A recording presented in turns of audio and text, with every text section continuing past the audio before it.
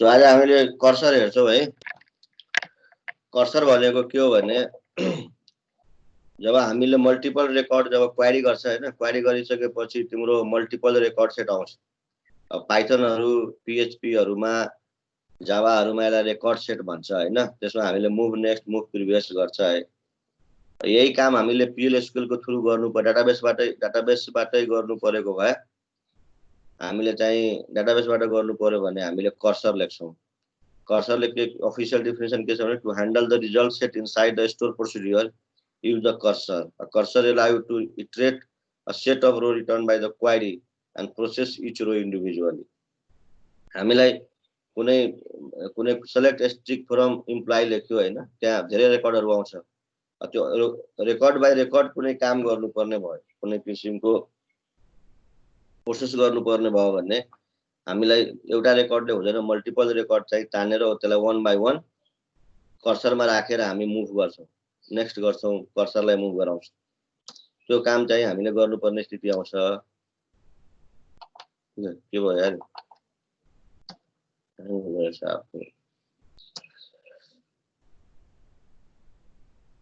So cursor is read only, non-scrapable and insensitive भनेको छ हैन। So read only we cannot update data to underlying table through the cursor. यदि cursor read only छ भने त्यो कर्सरमा हामीले कुनै किसिमको म्यानिपुलेसन गर्न मिल्दैन। नन स्क्रैपेबल भनेको you can only fetch row in the order determined by the select statement. You cannot fetch row in the reverse order. In addition, you cannot skip the row or jump the specific row in the result set. र यो चाहिँ non स्क्रैपेबल वाला यदि छ भने यसमा चाहिँ हामी वन बाइ वन सिरियली मात्र जान मिल्छ, एकैचोटी move to fifth record sixth record गर्न मिल्दैन। अर्को हुन्छ असेन्सिटिभ। There are two kinds of cursor, sensitive cursor and insensitive cursor. A sensitive cursor point to the actual data, whereas the insensitive cursor use a temporary copy of the data. यदि त्यो एउटा चाहिँ त्यो original डेटामा चल्ने, एउटा चाहिँ त्यसको duplicate copy बनाएर चल्ने। And a sensitive cursor perform faster than an insensitive cursor because it does not have to make temporary copy of the data. So अलिकति असेन्सिटिभ अलिकति फास्ट हुन्छ इनसेन्सिटिभ भन्दा, किनभने त्यसको डुप्लिकेट कपी बनाउनु पर्ने स्ट्रेस त्यसलाई हुँदैन। Any change made to data from other connections will affect the data in that being used by associative cursor. Therefore, it is safe if you do not update the data that is being used by the associative cursor. MySQL cursor is associative. So, तिमीहरुले PHP हरुमा जुन cursor बनाउँछ, record set बनाउँछ, तिनीहरु चाहिँ sensitive भन्छ हैन, किनभने त्यसमा तिमीले इन्सर्ट अपडेट डिलिट गर्न सक्छ कर्सरको थ्रु। तर MySQL को कर्सर के हुन्छ त असेन्सिटिभ हुन्छ, यसमा चाहिँ हामीले चल्न मिल्दैन, खाली हामीले रिड मात्रै गर्छौं। Working with the SQL server cursor first declare the cursor by using the declare statement. अब यो कर्सर हामीले कसरी बनाउने भने पहिला कर्सर डिक्लेरेसन गर्नुपर्छ। Declare cursor name, cursor for select statement लेख्ने। यो सेलेक्ट स्टेटमेन्ट यहाँ जे लेखिन्छ त्यसैको त्यो सेलेक्ट स्टेटमेन्टले फालेको रेकर्ड यो कर्सरको नामबाट चाहिँ बसिरहेको हुन्छ। अब यसलाई चाहिँ the cursor declaration must be after any variable declaration. If you declare a cursor before the variable declaration MySQL use an error. The cursor must always associate with the select statement. So variable declare cursor declares must be after any कुनै पनि variable यदि declare गर्नु छ भने यो cursor भन्दा माथि declare गर्ने। कर्सर डिक्लेयर गरिसकेपछि तल चाहिँ भेरिएबल डिक्लेयर नगर्ने। Next open the cursor by using the open statement. Open statement initialize the result set to the cursor. Therefore you must call the open statement before fetching the row from the result set. तो cursor बनिसकेपछि कर्सरलाई हामीले खोल्नु पर्ने हुन्छ। Open cursor, open the कर्सरको नाम दियो भने फर्स्ट रेकर्डमा आएर पोइन्टर बसिरहेको हुन्छ अटोमेटिक। त्यसपछि यसको फंक्सनहरु छ हैज नेक्स्ट भनेको। Then use the fetch statement to retrieve the next row. त्यसैले हामी फेच गर्यो भने नेक्स्ट जान्छ आफै। Pointed by the cursor and move the cursor to the next row in the result set. Fetch cursor into variable list. Fetch गर्दाखेरि त्यो data चाहिँ कुन भेरिएबलमा राख्ने, त्यो भेरिएबलहरुको सिक्वेन्समा नाम दिने। जुन सिक्वेन्समा डेटा छ त्यही सिक्वेन्समा चाहिँ नाम दिने। After that if check if there is any row available before fetching it. finally dictated the cursor and release the memory associated with the using the close statement. र लास्टमा हाम्रो कर्सरको काम भइसकेपछि हामीले कर्सर क्लोज गर्न बिर्सनु हुँदैन। यदि हामीले कर्सर खोले गर्यो भने यसले मेमोरी लिकिङको समस्या ल्याउँछ।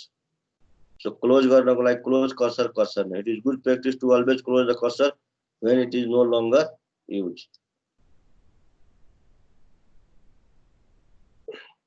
When working with the MySQL cursor, you must always declare not found handler to handle the situation when the cursor could not find any row. यो भन्दा पहिला हामीले पढाएको छ एक्सेप्सन ह्यान्डलिङ, त्यसमा हामीले यदि डाटा भेटेन भने नट फाउन्ड भनेर पढाएको थियो। त्यो अब यहाँ कर्सरमा यदि रेकर्ड सेट छैन, क्वेरी गर्यो रेकर्ड छैन भने नो फाउन्ड भनेको ह्यान्डलर हामीले क्याच गरेको हुनुपर्छ। Because each time we will call the fetch statement, the cursor attempt to read the next row in the result set. When the cursor reached end of the result set, it will not able to get the data and the condition is arise. The handler is used to handle this condition.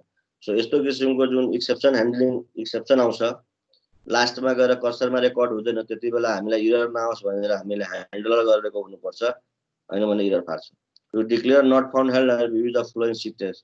Declare continue handler for not found set finish is equal to 1.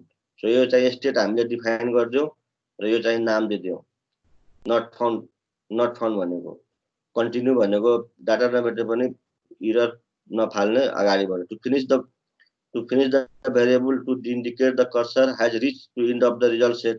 Notice that the handler declare must appear after a variable and cursor declares inside the store procedure. So यहाँ आउँदैछ कसरी बनाउनु, यो कसरी काम गर्छ भने यो डिक्लेयर गर्ने, त्यसपछि कर्सर बन्छ, डिक्लेयर कर्सर गर्ने, क्वेरी लेख्ने, ओपन गर्ने, फेच गर्ने, यदि इम्प्टी छ भने क्लोज गर्ने, हैन भने डाटा फेच गरिराख्ने। सो अब कर्सर बनाउनको लागि हामीसँग टेबल छ, मानव इम्प्लोइ टेबल छ। Will develop a store procedure to create email list of all the employee in the employee table in the simple database. यो डेटाबेसबाट हामीले अब इम्प्लोइ को first declare some variable a cursor for लुपिङ over the email of the employee and not found to handler. So declare finished integer default is equal to 0। यो भनेको एउटा variable को value declare गरिराख्यो, यसले हामीले के देखाउँछ भने यो लास्ट भयो भनेर। अनि डिक्लेयर इमेल एड्रेस भ्यार क्यारेक्टर, यो एउटा इमेल एड्रेस को भ्यालु चाहिँ एउटा इमेल एड्रेस भेरिएबल दुटा। नाउ एउटा फिनिश भेरिएबल छ, एउटा इमेल एड्रेस को भेरिएबल छ। अब हामीले डाटा तानेर यिनीहरु ल्याउनु पर्यो। सो कर्सर डिक्लेयर गर्नु पर्यो। So declare cursor email cursor for select email from employee. So employee table को सबै इमेल तानेर कर्सरमा ल्यायो।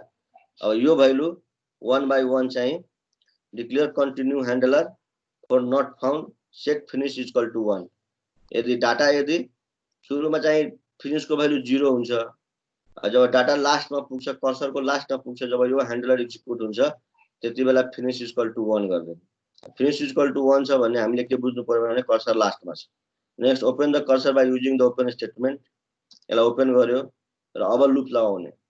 Then iterate the email list and concat all the emails where each email is separated by the semicolon. अब त्यो मान्छेको कतिवटा email थियो त्यो टेबल भित्र, त्यो सबै इमेललाई कन्क्याट गरेर एक ठाउँमा ल्याएर इमेल एड्रेस भनेको फिल्डमा हाल्नको लागि उले यो गेट इमेल हामीले लुप पढाएको थियो भन्दा पहिला त्यो लुपको काम लाग्यो यहाँ। अब यहाँ फेच लुप लगायो, तबसम्म लुप लगाउने जबसम्म इमेल चाहिँ लास्टमा हुँदैन। सो फेच गर्यो email to email address, if finish is equal to 1 then leave the get email. So माथि यो भन्दा पहिला हामीले यहाँ फिनिश को भ्यालु हामीले चाहिँ डिक्लेयर गर्दाखेरि फिनिश को भ्यालु हामीले 0 राखेका छौं यहाँ। तर जब यो यहाँ चाहिँ हामीले ह्यान्डलरमा के गरेछौं भने यो चाहिँ नो रेकर्ड फाउन्ड भयो भने यो फिनिश इज इक्वल टु 1 बनाइदिने। यसरी चाहिँ यहाँ आएर चाहिँ जब फिनिश को भ्यालु 1 हुन्छ लुप चाहिँ टर्मिनेट गर्दिने र त्यसपछि हामीले अब त्यो डेटा जुन हाम्रो इमेल एड्रेसमा आएछ सेट इमेल लिस्ट, यो भ्यालु चाहिँ इमेल हामीले पढाएको थियो PL/SQL मा कुनै पनि भेरिएबल को भ्यालु सेट गर्नु पर्यो भने हामीले सेट कमान्ड युज गर्छ र कन्क्याट गर्यो इमेल एड्रेस र एउटा सेमिकोलन इमेल लिस्टसँग। सो जुन हाम्रो यो इमेल लिस्टको यो जुन इमेल एड्रेसको जुन भ्यालु छ हामीले यसलाई चाहिँ हामीले कन्क्याट गर्ने जबसम्म यो लास्ट हुँदैन, इमेल लिस्टमा हाल्दै जाने हैन। इमेल लिस्ट भनेको हाम्रो भेरिएबल छ, सुरुमा नल हुन्छ यसमा, सुरुमा नल हुन्छ, त्यसले गर्दाखेरि यो लास्टमा चाहिँ हामीले इन्ड लुप गेट इमेल भनेको हाम्रो लुप चाहिँ बन्द गरिदिने। बन्द गरेपछि यो गेट इमेल जुन लुप थियो यसलाई बन्द गरिदिएपछि लुप भन्दा बाहिर गएर हामीले कर्सर क्लोज गरिदियो। फाइनली क्लोज द कर्सर गरिदियो र कर्सर क्लोज गरिसकेपछि त्यो जुन भेरिएबल छ त्यो भेरिएबलमा चाहिँ हाम्रो भ्यालु चाहिँ बसिरहेको हुन्छ र त्यसलाई हामी यसरी चाहिँ कर्सर क्लोज गरिसकेपछि हामी यहाँ आएर प्रिन्ट गर्ने। सेट गरेको थियो सेट इमेल लिस्ट अनि कल क्रिएट इमेल लिस्ट गरेर कर्सर कल गरिदियो हामीले र यो कर्सर कइसमा गएर बस्दिन्छ। हामीले प्रिन्ट गर्दाखेरि आउँछ। म अहिले गएर देखाउँछु यो चाहिँ कसरी काम गर्छ। त यो एउटा इक्जाम्पल हेर्यो भने तिमीले अहिलेसम्म जति पनि पढ्यो लुप सुप भेरिएबलहरु सबै चाहिँ हामीले पढेको सबै चाहिँ एउटै इक्जाम्पलमा साराको युज छ। त्यसै कारणले हामीले यो सबै पढे यही कर्सर बुझ्नको लागि हामीले त्यहाँ लुप देखि लिएर अनि एक्सेप्सन ह्यान्डलिङ लुपिङ कन्डिसन सबै चाहिँ हामीले पढेर आएको कारणले यो कर्सर बुझ्नको लागि। यदि त्यो नपढेर आएको भए यो सिन्ट्याक्स बुझ्न गाह्रो हुन्थ्यो एकैचोटि।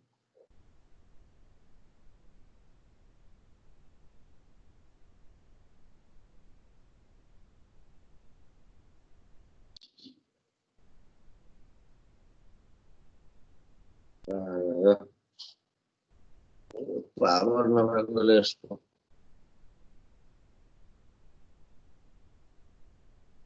पावर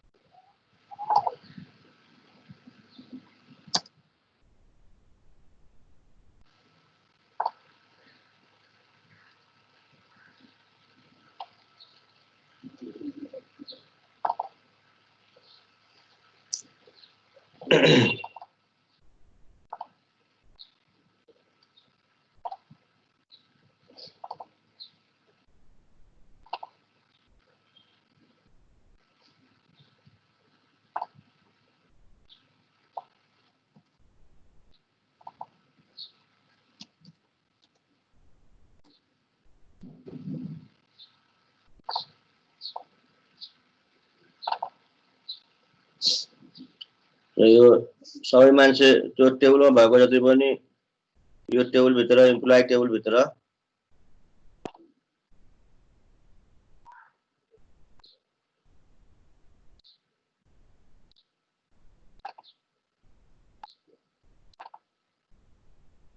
यहाँ यो इमेल एड्रेस थियो हैन। यो इमेल चाहिँ select string from employee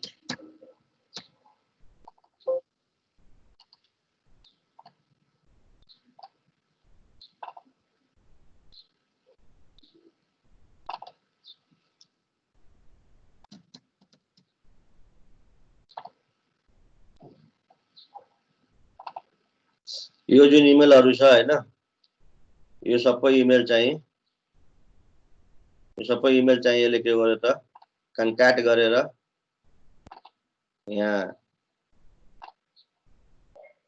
यहाँबाट देखाउन कोसिस गर्यो। तर हेर यहाँ सबै इमेलहरु कमा कमा सेपरेटेड गरेर यहाँ कमा कमा सेप यो जुन तिम्रो भर्टिकल आइरहेको थियो यसलाई होरिजेन्टल बनाइदियो यस कर्सरले। यसरी हामीले यसलाई पिभोटिङ गरिदियो हैन, जुन हामीले इमेलहरु तल तल आउँथ्यो हैन क्वेरी गर्दाखेरि। तर मलाई यस्तो कमा सेपरेटेड इमेल चाहियो सबै भएभरिको इमेल भने यो कर्सरले एकसाथ गरिदिन्छ यही काम। एउटा कर्सर लेख्यो कर्सरले गरिदियो। यो कर्सरले किन गर्नु पर्यो भने प्रत्येक रो बाइ रो क्वेरी गरेर कन्क्याट गर्नुपर्ने थियो हैन। सो त्यसै कारणले यसलाई चाहिँ हामीले अब कर्सर नलेखिकन भएन। तो यस्तो स्थितिमा हामीलाई कर्सर चाहिँ काम लाग्छ।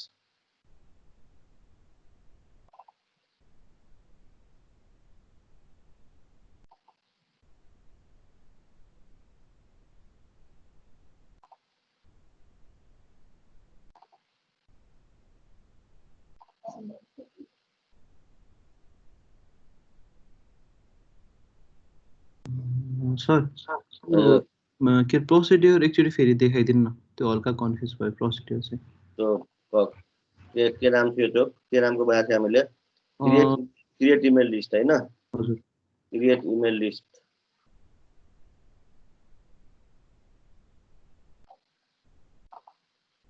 यहाँ छैन। यो प्रोसिड्युरको भित्र हामीले कर्सर लेखेको छ, त्यो कुरा बुझ्नु पर्यो है।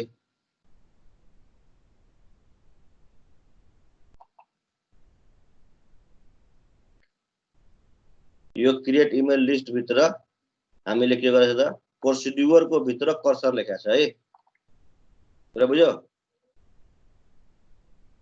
सर एकचोटि अझ त्यो सबै नै देखाइदिनु न सर, त्यो थोरै मात्र देखाइ कम्प्लिट नै। म यसलाई बन्द गर्दैछु। यो बन्द कताबाट हुन्छ यार? आउटपुट वाला विन्डोज अलि ठुलो आउँछ यो बन्द गर्दै।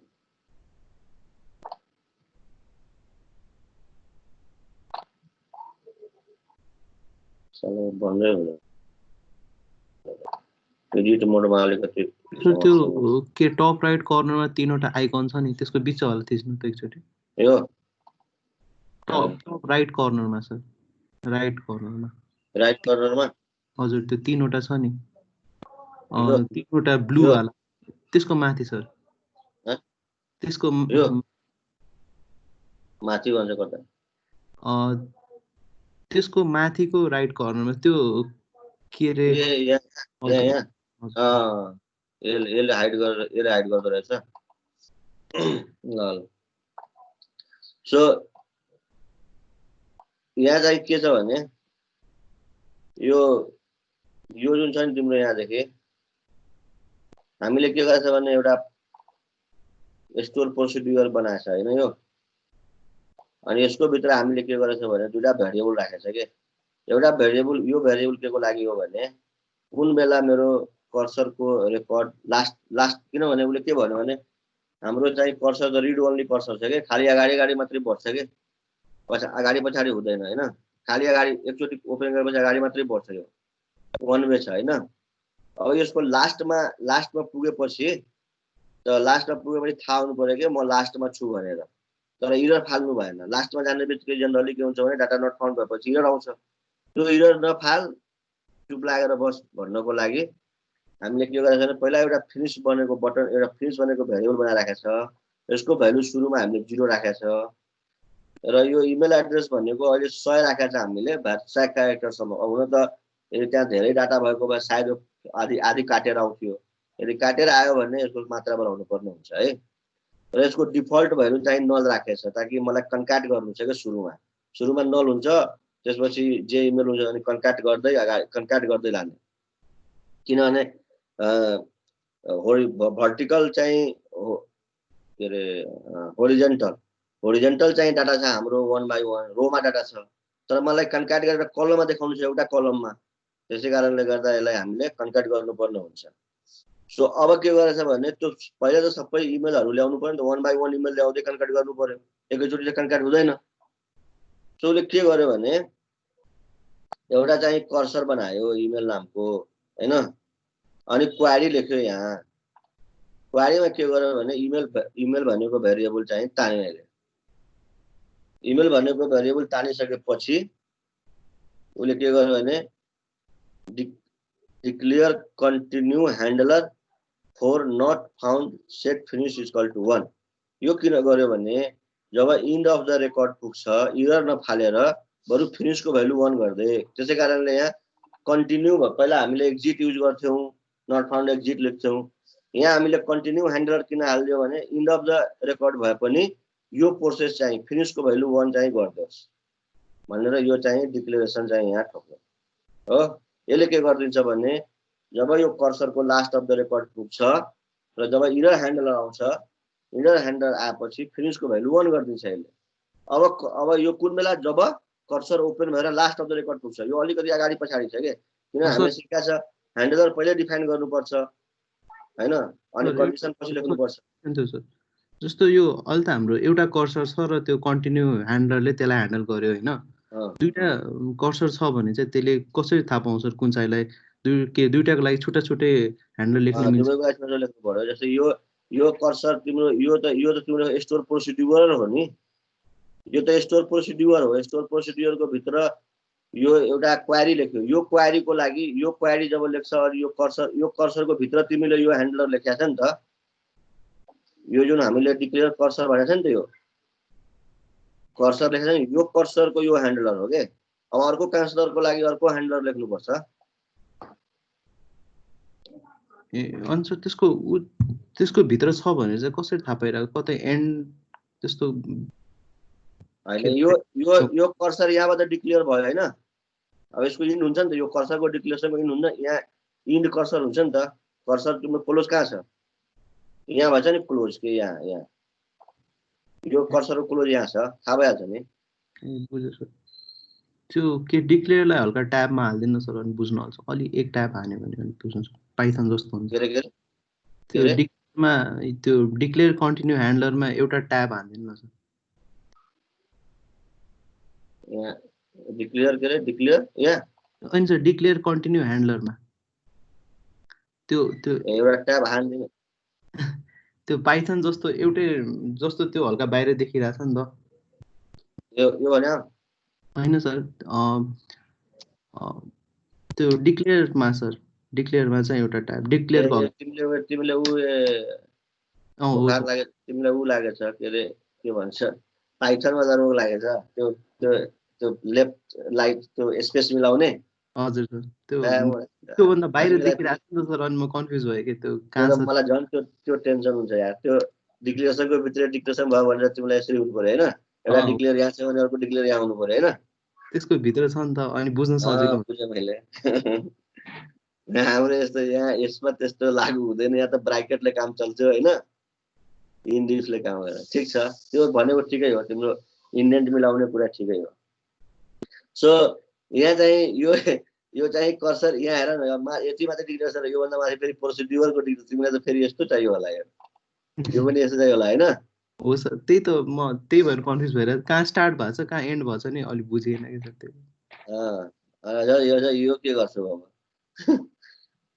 ल ठिक छ, ठिक छ। यो चाहिँ यो बिगिनको भित्र हैन, यसलाई बिगिनको भित्र तिमीलाई बुझाउनको लागि त मैले त अब यसलाई अझ मिलाउनु पर्छ है। ल बुझ नि त यसरी है। यसको भित्र यो छ, यो भेरिएबल, यो चाहिँ तिम्रो फंक्सनको डिक्लेरेसनको भित्र भेरिएबल हो। ल म बुझाइदिन्छु, केही छैन।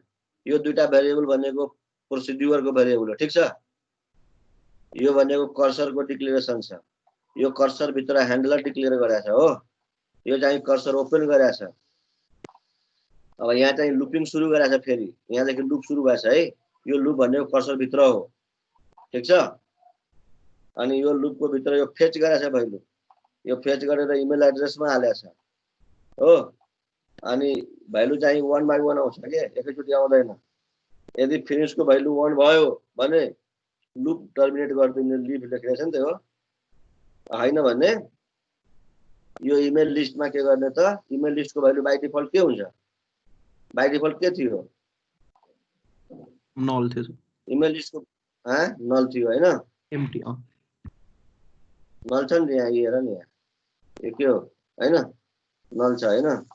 अनि यसले सुरुमा त नल हुन्छ, नलमा यो भ्यालु आएपछि त यही हुन्छ। अनि त्यसपछि एउटा सेमिकोलन हाल्दिन्छ यसले, अनि फेरि नेक्स्ट निकाल्छ, फेरि नेक्स्ट निकाल्छ, फेरि नेक्स्ट निकाल्छ है। ठीक छ। डिफल्ट नराखेको के हुन्छ र? डिफल्ट नराखेको भए सुरुमै केमा कन्क्याट गर्ने? कन्क्याटेसन गर्नको लागि त मलाई केही न केही स्ट्रिङ त चाहियो नि त।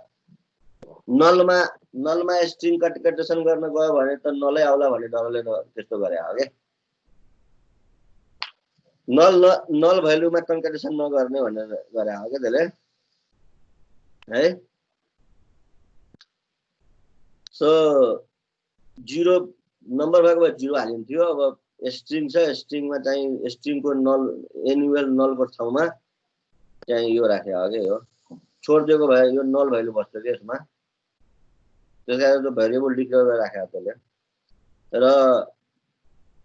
यसरी चाहिँ तिम्रो के हुन्छ, लुप चल्दै जान्छ, सबै भ्यालु आउँदै जान्छ, कन्क्याट हुँदै जान्छ, लास्टमा कर्सर क्लोज हुन्छ। अनि त्यो फंक्सन चाहिँ हामीले जुन फंक्सन यहाँ कल गरेछ यहाँ के यहाँ यसमा पनि सुरुमा के गरेछ त भेरिएबल इमेल लिस्ट भनेको भेरिएबलमा भ्यालु चाहिँ नल राख्ने सुरुमा। अनि यो प्रोसिड्युरमा यसलाई कल गर्दा @ यो @ किन लगायो भने तिमीलाई थाहा छ नि यो @ को मिनिङ के हो? @ को मिनिङ हो ग्लोबल स्कोप बनायो के, यसलाई सेसन स्कोप बनायो ताकि कर्सर क्लोज भए पनि यो भेरिएबलको भ्यालु चाहिँ बसिरहोस् के। नत्र कर्सर क्लोज भइसकेपछि त आउट अफ स्कोप गइहाल्छ, त भ्यालु आउँदैन। यहाँ क्वेरी गर्न मिल्दैन नि त। यो सेसन स्कोप बनाउनको लागि यो @ राखेको हो के भेरिएबल डिक्लेरेसनमा हो। यसै कारणले तिमीलाई यही एक्जाम्पल स्याम्पल बुझाउनको लागि मैले के गरेको थिएँ भने त्यत्रो तिम्रो अहिलेसम्म तिमीले पढाए नि एसक्यूएल, यो सबै एसक्यूएल को आउटपुट यही हो। पीएल एसक्यूएल को सबै PLs variable declaration, global variable, local variable, conditional, condition, loop सबै पढाउनुको यही चाहिँ यो चाहिँ तिम्रो स्याम्पल यो चाहिँ के भन्छ, यो एक्जाम्पललाई तिमीलाई बुझ्नको लागि कठिनाइ नहोस् भनेर यो सबै दुख गरे है। र तिमीले कति अब तिमी एजुम्सन गर कि मान कि तिमीहरूको पहिले भर्खर एकजना केटाले क्वेसन गरेको छ, मलाई भनेको छ कि यो पढेर के काम। अब म बताउँछु पढेर के काम। यदि मान कि तिमीलाई यस्तो किसिमको आउटपुट चाहियो, कुनैको इमेल एड्रेस तिमीलाई के भन्छ सेमिकोलन डेलिमिटरबाट चाहियो। इमेल एड्रेस कहाँ हुन्छ? डाटाबेसमा हुन्छ। अब तिमीलाई यदि यो एक त तिमीलाई यो क्वेरी लेख्न आउँदैन भने तिमी पाइथन लेख कि जावा लेख कि तिमीले यो डाटा जान्न सक्दैन। काम नम्बर 1। काम नम्बर 2, यदि तिमीलाई सिम्पल एसक्यूएल आउँछ र प्योर एसक्यूएल आउँदैन भने के हुन्छ? सिम्पल एसक्यूएल आउँछ भने तिमीले के गर्छौ भने यही क्वेरी लेख्छौ, कर्सर बनाउँछौ तिमी कहाँ त पाइथनमा बनाउँछौ कर्सर या जावामा बनाउँछौ या .नेटमा बनाउँछौ। त्यसको घाटा के हुन्छ भने त्यो कर्सर तिमीले लोड गरेर ल्याउँछौ, पाइथनमा कोडिङ गर्छौ। भोलि तिम्रो कस्टमरले के भन्छ भन्दा मलाई यो सफ्टवेयर पाइथनमा हैन मलाई जावामा चाहियो भने तिमीले फेरि कोडिङ गर्नुपर्ने हुन्छ जावामा त्यही चीजलाई। तर यदि त्यो बिजनेस लजिक यो इमेल एड्रेसलाई कुनै पनि इमेल एड्रेसलाई मलाई कमा डेलिमिटर ल्याएर सेमिकोलन डेलिमिटर ल्याएर चाहियो ताकि म एकैचोटि मेल लेखिदिन्छु सीसीमा राखेर पीसीमा राखेर भन्दाखेरि यदि तिमीले स्टोर प्रोसिड्युर बनाएर यसरी अहिले भर्खर पढे जस्तो स्टोर प्रोसिड्युर बनाएर तिमीले यदि कम्पोनेन्ट लेखेर राखेको छ र अहिलेको लागि मेरो स्टोर प्रोसिड्युरमा इमेल लिस्टको नाम पास गर्दैछ हामीले टेबलमा। अहिलेको लागि मान न मैले चाहिँ यो एउटा सजिलोको लागि एउटा भेरिएबल मात्रै पास गरेछ। मैले त्यहाँ टेबलको नाम र फिल्डको नाम पनि पास गरेर यहाँ क्वेरी गर्दाखेरि यो नाम पनि प्यारामिटरबाट यो नाम पनि प्यारामिटरबाट यदि लिने बनाइदिएको भए कम्पोनेन्ट यो डाइनामिक भइहाल्छ। र भोलिको दिनमा सपोज त्यो टेबलको नेम इम्प्लोइको ठाउँमा सिम्प्लाई भए पनि के हुन्थ्यो त यही प्रोसिड्युरले कुन टेबलबाट कुन फिल्ड तान्ने हो र त्यसलाई चाहिँ कन्क्याट गर्नु भने इमेलको स्पेलिङ पनि चेन्ज भइदिएको कलम र टेबलको नाम पनि चेन्ज भइदिएको भए पनि यो स्टोर प्रोसिड्युर कल गर्ने बित्तिकै यसले सबै कन्क्याट गरेर ल्याइदिन्छ र यसलाई कल गर्ने हो। अब कल गर्ने बेला तिमी जावाबाट कल गर या पाइथनबाट कल गर या पीएचपीबाट कल गर, सोर्स कोडमा चेन्ज गर्नु पर्दैन। र एकचोटि बनाइसकेको एउटा ल्याङ्ग्वेजमा बनाइसकेको सफ्टवेयर बिजनेस लजिक जुनसुकै ल्याङ्ग्वेजमा एउटा तिम्रो कम्पनीमा एउटा मान्छेले पीएचपीमा प्रोग्राम लेखिरहेछ अर्कोले जावामा लेखिरहेछ भने पनि त्यो कम्पोनेन्ट तिमीले सेयर गर्न सक्छौ। र यसरी चाहिँ इन्टरप्राइज एप्लिकेसन बन्छ जो तिम्रो कोर्सको मेन थिम हो। तर हामीले यो हामीलाई चाहिँ त्यो लेभलसम्मको तिमीले फर्स्ट इयरमा त्यो लेभलसम्मको प्र्याक्टिकल ह्यान्ड्स अन रिक्वायरमेन्ट तिमीलाई नगराएकोले या गराउन नमिल्ने भएकोले तिमीलाई त्यति फ्लेभर आइरहेको छैन। तर मैले के रहेछ जुन तिम्रो कोर्सको नाम हो नि त्यो काम गर्न खोजेको हो कि त्यो मात्रै त्यो पास हुनको लागि असाइनमेन्ट गरेर पास नम्बर कमाउनको लागि होइन कि साँच्चीकैमा इन्टरप्राइज एप्लिकेसन बनाउनको लागि के चाहिन्छ त लजिक कुन लेभलमा हामीले नलेज यदि हामीले बनायो भने हामी बनाउन सक्छौँ भनेर त्योलाई मध्यनजर राखेर यो चाहिँ मेहनत गरेको हो कि खास कुरा बुझ्यो नि। अब मलाई लाग्छ कि तिम्रो जुन क्वेसन थियो कि यो पढेर के काम छ। अर्को कुरा एउटा कुरा मैले भन्न बिर्सेँ। ल मानिहाल कि त्यो पनि छोड्छौ तिमीले पिएचपीमै गर्छौ या माइएसक्यूएलमा गर्छौ भने डेटाबेसबाट पिएचपीलाई कनेक्सन के अरे पाइथन तिम्रो लाउँछ पाइथनको इक्जाम्पल ल्याऊ पाइथनबाट तिमीले पाइथनबाट क्वेरी गरेर डेटाबेसबाट क्वेरी गरेर फेरि पाइथनमा लग्यो फेरि त्यहाँ कर्सर मुभमेन्ट गरायो फेरि डेटाबेसमा रिक्वेस्ट पठायो भने यो बिच इज भेरी भेरी स्लो र धेरै स्लो हुन्छ। एउटा बिचमा लेयर भयो नि त त्यो लेयरले गर्दाखेरि धेरै स्लो हुन्छ। तर यदि यो काम डेटाबेसलाई दियो भने डेटाबेसले गरिदिन्छ तेरो एप्लिकेसन सर्भरमा लोड कम पर्छ नम्बर 1। नम्बर 2 अर्को पनि फाइदा छ। स्टोर प्रोसिड्युरमा हामीले के पढाएको थियो भने स्टोर प्रोसिड्युर एकचोटि कल भइसकेपछि नेक्स्ट टाइम कल गर्दाखेरि त्यो क्याशमा बस्छ जबसम्म त्यो सर्भर रिबुट हुँदैन। सर्भर रिबुट नभएसम्म एकचोटि सुरुमा मान तिम्रो एउटा मान्छेले इमेलको लिस्ट चाहिँ उसले जेनेरेट गर्यो एकचोटि स्टोर प्रोसिड्युर कल गरिदियो भने नेक्स्ट टाइम त्यो सर्भरको क्याशमा बसेको हुन्छ। नेक्स्ट टाइम त्यही रिक्वेस्ट गयो भने एकदम फास्ट आउँछ। अर्को चाहिँ फाइदा हो। र अर्को फाइदा तिम्रो सोर्स कोड कसैले चोर्यो भने त्यो तिमीले त्यो फोल्डरको सुरक्षा गर्नुपर्ने हुन्छ। फोल्डरको सुरक्षा नगरेसम्म तिम्रो सोर्स कोड चाहिँ लिक हुन सक्छ। तर डाटाबेसमा यदि छ भने यो डाटाबेसमा यो क्रिएट इमेल लिस्ट प्रोसिड्युर जसले एक्जिक्युट गर्ने पर्मिसन पाएको छ त्यसले मात्र एक्जिक्युट गर्न पाउँछ त्यसले मात्र यसको डेटा हेर्न पाउँछ जसले गर्दाखेरि यो डेटाबेस लेभलमा सिक्युरिटी हुन्छ।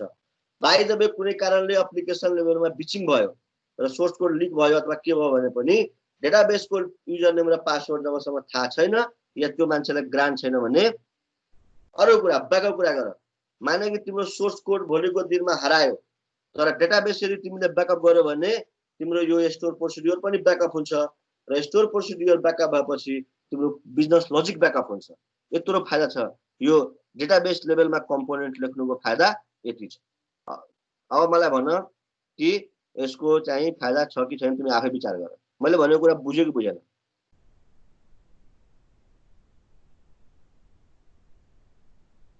हेलो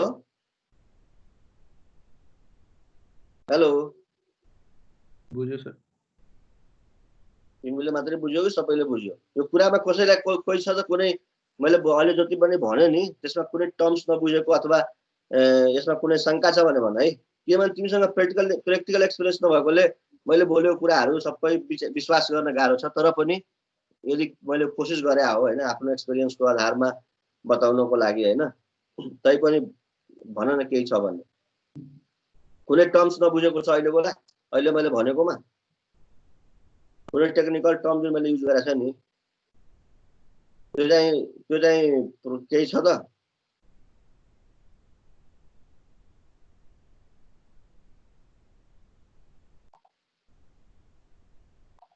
छैन?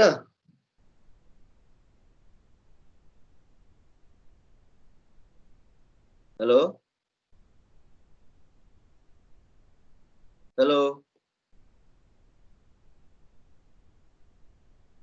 बोल्दै बोल्दैन के गर्ने? त्यसो भए बन्द गरेँ है म आजको लागि।